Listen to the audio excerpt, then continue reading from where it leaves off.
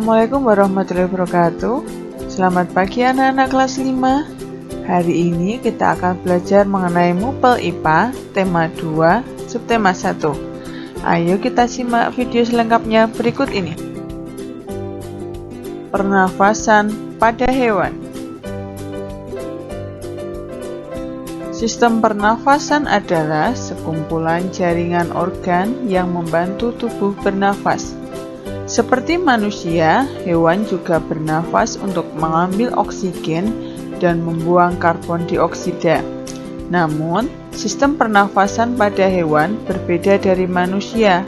Bahkan, sistem pernafasan pada hewan pun berbeda-beda sesuai jenisnya. Berikut alat dan sistem pernafasan pada beberapa jenis hewan. Yang pertama, alat dan sistem pernafasan pada cacing tanah atau vermes. Cacing tidak mempunyai alat pernafasan khusus. Cacing bernafas melalui permukaan kulit. Kulit cacing selalu basah dan berlendir untuk memudahkan penyerapan oksigen dari udara. Oleh karena itu, cacing menyukai tempat lembab untuk menjaga supaya kulit tubuhnya selalu basah dan berlendir. Di bawah permukaan kulit cacing yang tipis, terdapat pembuluh udara. Saat udara masuk melalui kulit, oksigen diikat oleh darah. Pada darah cacing terkandung hemoglobin sehingga mampu mengikat oksigen. Oksigen yang diikat oleh hemoglobin lalu diedarkan ke seluruh tubuh. Zat sisa pembakaran berupa karbon dioksida dan uap air dikeluarkan dari tubuh juga melalui permukaan kulit. Yang kedua, alat dan sistem pernafasan pada serangga atau insekta. Seperti hewan lain, serangga bernafas dengan menghisap oksigen dan melepaskan karbon dioksida. Namun, alat pernafasan serangga berbeda dengan hewan lain. Alat pernafasan serangga berupa trachea, yaitu sistem tabung yang memiliki banyak percabangan di dalam tubuh. Percabangan trachea disebut tracheola. Trachea mengedarkan oksigen langsung ke semua sel tubuh dan organ serta menyerap karbon dioksida dari semua sel tubuh untuk dibuang. Udara memasuki trachea melalui pori-pori kecil di permukaan tubuh serangga yang disebut spirakel. Selanjutnya, udara beredar melalui pembuluh udara kecil. Sel-sel tubuh mengambil oksigen langsung dari pembuluh udara kecil itu.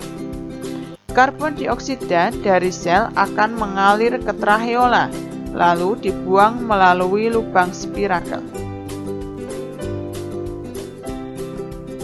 Yang ketiga adalah alat dan sistem pernafasan pada ikan atau pisces.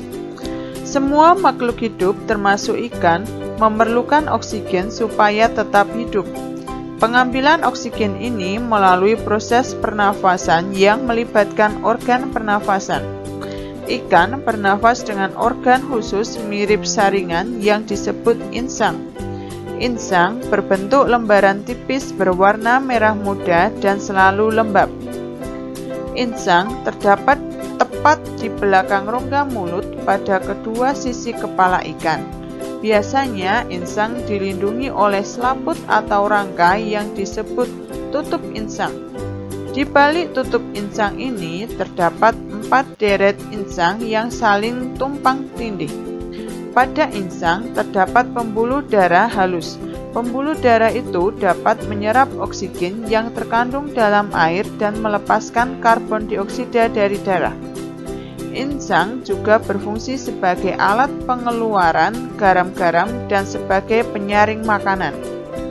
Untuk memperoleh cukup oksigen, mulut ikan dan insang bekerja bersama-sama seperti pompa isap air. Pertama-tama, tutup insang menutup. Secara bersamaan, mulut terbuka dan dinding mulut mengembang. Saat itulah air terisap masuk. Kedua, rongga mulut menyempit dan mulut menutup. Secara bersamaan, tutup insang terbuka. Akibatnya, air keluar dari mulut dan melewati insang. Saat itulah oksigen dari dalam air terserap dan karbon dioksida dikeluarkan.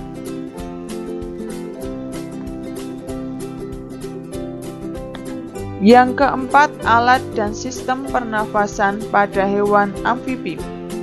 Katak termasuk hewan amfibi, yaitu hewan yang hidup di darat dan di air. Saat masih berupa kecebong, katak hidup di dalam air dan bernafas menggunakan insang. Insang kecebong terletak di luar tubuhnya dan terdiri atas lembaran-lembaran kulit halus mengandung kapiler darah. Setelah berumur 9 hari, kecebong bernafas menggunakan insang dalam. Insang dalam akan menyusut seiring mulai berfungsinya paru-paru dan katak muda pun tumbuh menjadi katak dewasa. Katak dewasa bernafas menggunakan paru-paru dan permukaan kulit. Di dalam paru-paru terdapat banyak gelembung udara yang sangat kecil berselaput dan penuh dengan kapiler darah. Di dalam gelembung udara, oksigen diserap dan karbon dioksida dikeluarkan. Selain dengan paru-paru, katak juga bernafas melalui kulit. Permukaan kulit katak selalu basah agar memudahkan penyerapan oksigen dari udara. Yang kelima, alat dan sistem pernafasan pada reptil. Hewan yang termasuk jenis reptil diantaranya ialah ular, kadal, cecak, buaya, dan biawak. Reptil bernafas menggunakan paru-paru. Udara masuk melalui hidung, lalu ke batang tenggorokan, lalu ke paru-paru.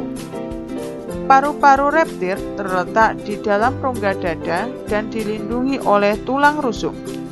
Paru-paru reptil sederhana dengan beberapa lipatan dinding yang dapat memperbesar permukaan paru-paru. Namun, paru-paru kadal dan buaya lebih kompleks, dengan beberapa belahan dan berstruktur seperti spons. Pada reptil yang sering berkubang di air seperti buaya, lubang hidungnya dapat ditutup selama menyelam. Dengan begitu, air tidak akan masuk ke dalam paru-paru. Yang keenam, alat dan sistem pernafasan pada burung atau aves. Burung bernafas dengan sepasang paru-paru. Paru-paru burung terletak di dalam rongga dada. Udara yang mengandung oksigen masuk melalui lubang hidung pada pangkal paruh sebelah atas. Selanjutnya, udara masuk ke pembuluh udara yang disebut trachea. Dari trachea, udara sebagian masuk ke paru-paru dan sebagian lagi masuk ke kantong udara. Burung menghirup udara sebanyak-banyaknya saat tidak terbang. Sebaliknya, saat terbang, burung tidak menghirup udara. Udara diembuskan dari kantong udara ke paru-paru. Kantong udara burung berfungsi sebagai tempat menyimpan udara. Saat tidak terbang, burung menghirup udara sebanyak-banyaknya. Udara yang dihirup itu kemudian disimpan dalam kantong udara. Saat terbang, burung tidak menghirup udara melainkan mengambil dari kantong udara. Kantong udara juga membantu burung saat terbang, membantu mencegah hilangnya panas tubuh yang terlalu besar dan memperkeras suara.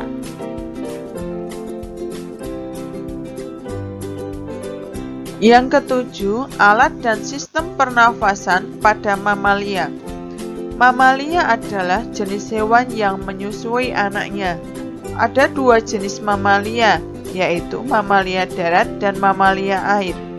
Mamalia darat misalnya kambing, sapi, kerbau, dan kuda.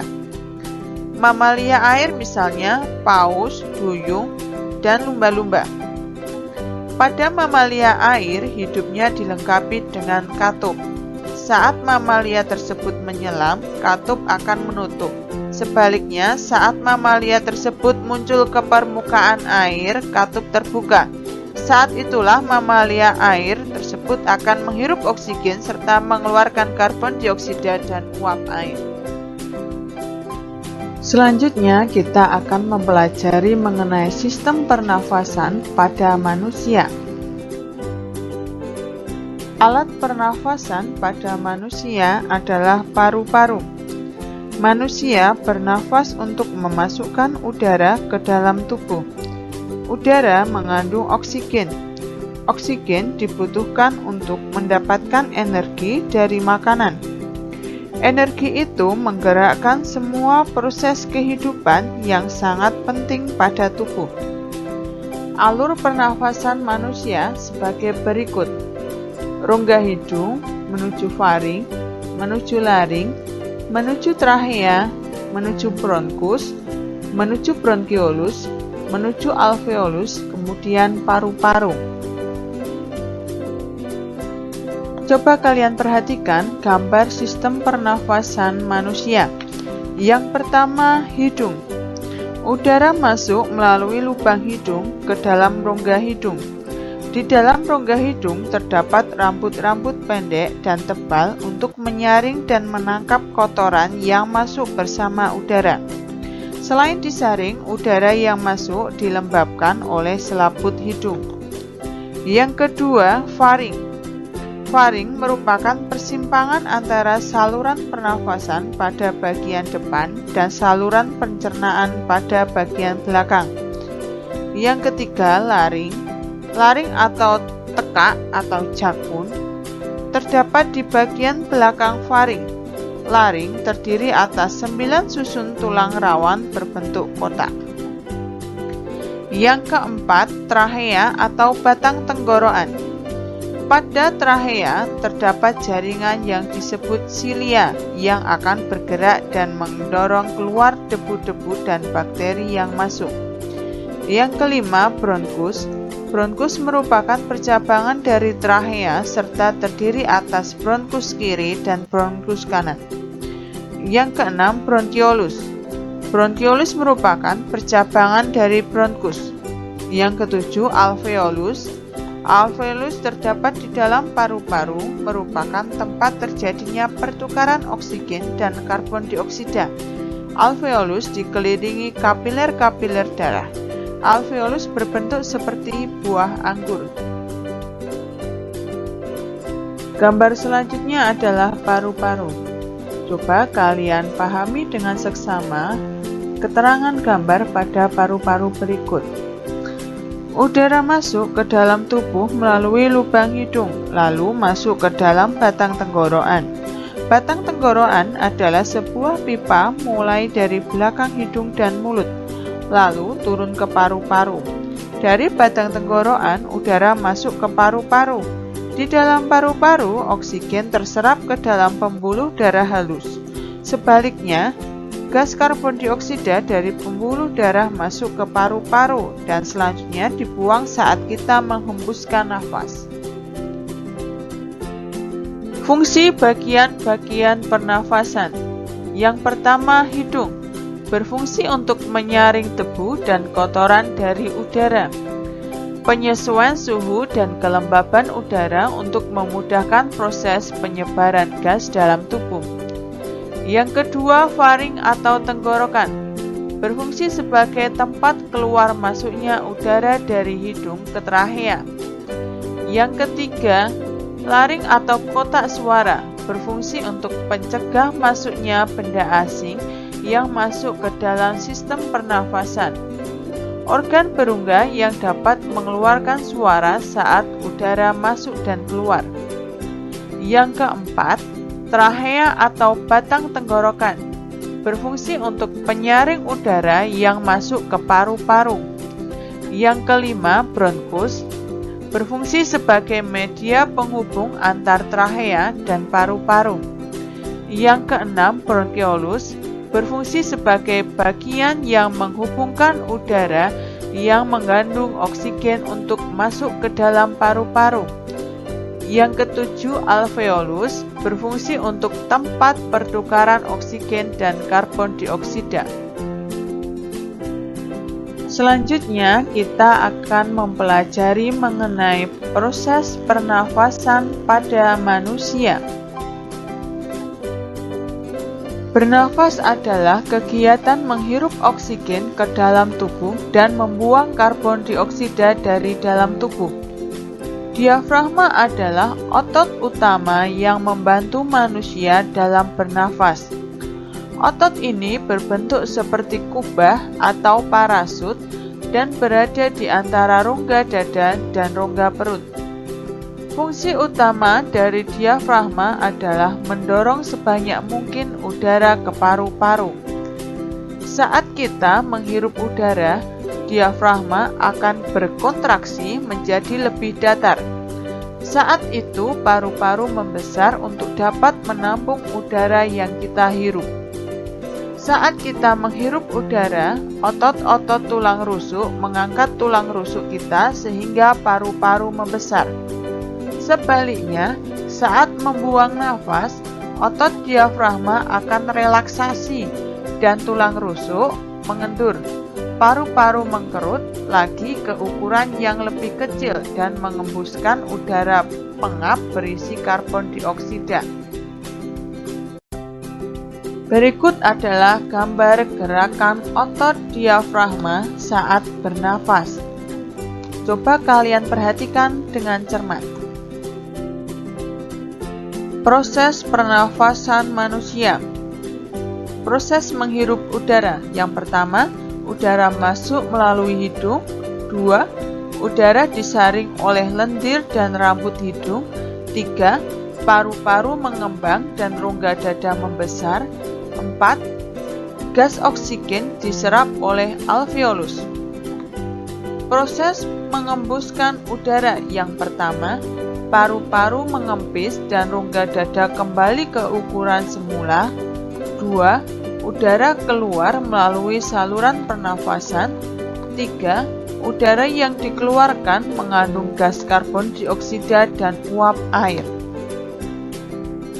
Jenis pernafasan pada manusia. Yang pertama, pernafasan dada. Pernafasan dada adalah pernafasan yang menggunakan otot antar tulang rusuk.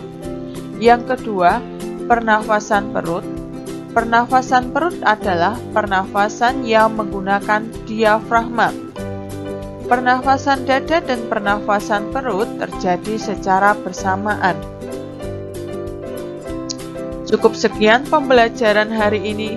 Wassalamualaikum warahmatullahi wabarakatuh.